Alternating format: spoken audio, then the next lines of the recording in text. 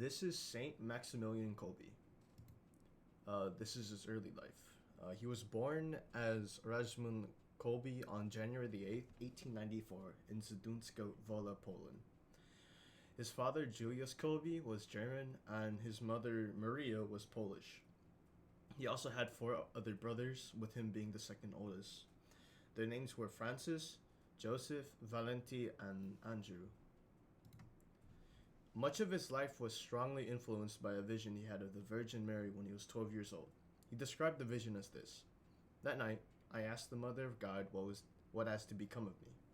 Then she came to me holding two crowns, one white, the other red.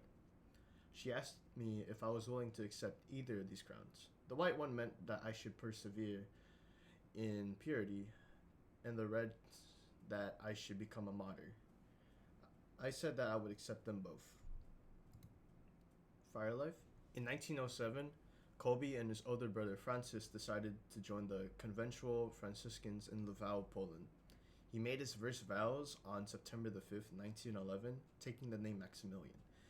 He studied theology and philosophy at the Pontifical Gregorian University, and on November the 1st, 1914, Maximilian took his final vows and the name Maria to show his devotion to the Blessed Virgin Mary. His name was now Maximilian Maria Kolbe. And he also went to study in Rome, Italy, after a short period in Krakow, Poland.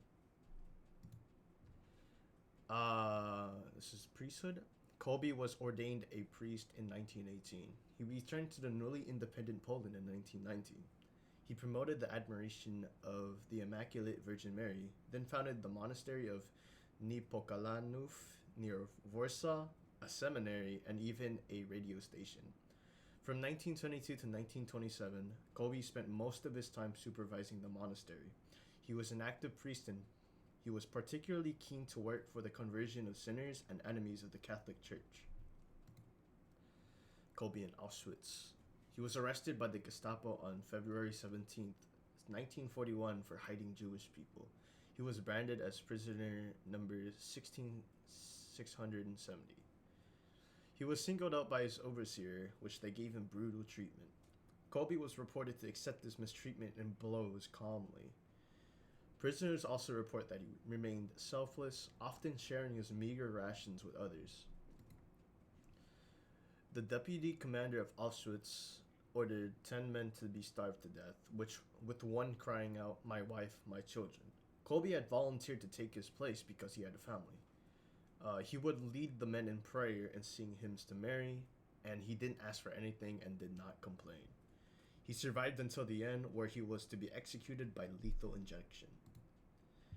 Now, I picked Saint Maximilian Kolbe because his story really spoke to me whenever I discovered him. I remember back in Confirmation 1 when we were introduced to him in a lesson, and I was really interested in researching him due to his story. His resolve, strength, and ability to put others in front of him inspires me to do the same. Although I'm not too sure if I'll be able to do what he did for that man, I would like to emulate his sacrifices and his goodness to other people in my life.